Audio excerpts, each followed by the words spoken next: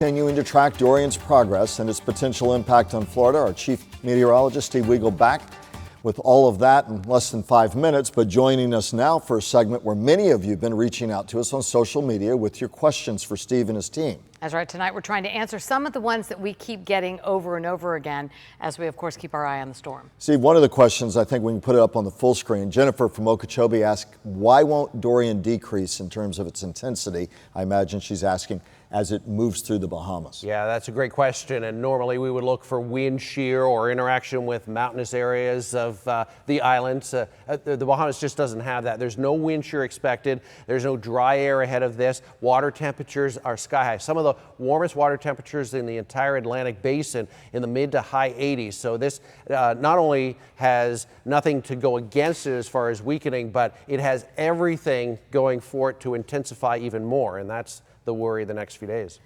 Stacy from Delray Beach is asking a question I think a lot of us are keeping in our prayers. Is there a hope that it would ever somehow stay out to sea or just not interact with land? Yeah, I mean, there's a chance, and that is, you know, everyone wants that hope that it'll stay off and not have any impact along the coastline. But at this point, it has a very high likelihood of having an impact on East Coast Florida.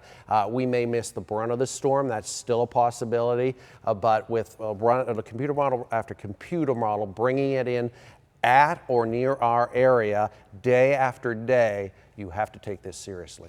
And the timeline keeps moving, and I think that keeps people off balance a little. In a way, it gives you more time to prepare, but it's kind of like, oh. I know, and if this keeps going, we may get out of the holiday weekend before there's a landfall. But in one sense, it's bad because it keeps us keeping a very close eye on this. But on the other hand, it gives us more time to prepare, and those people who haven't taken it seriously now have a chance. But the reminder, too, with the slowness of the movement, even when it comes ashore, wherever it comes ashore, that we're going to have to be very patient. Could take some time for crews to even get out there after a storm. And it looks like it may slow down a little bit once it makes landfall and turn north, which is a big concern, too, because those emergency crews are going to have a very difficult time getting to those hard-hit areas. Right. Steve, thank you very much, which is why they're already saying, please stay off the roads next week. Emergency crews are going to need clear passage for quite a while.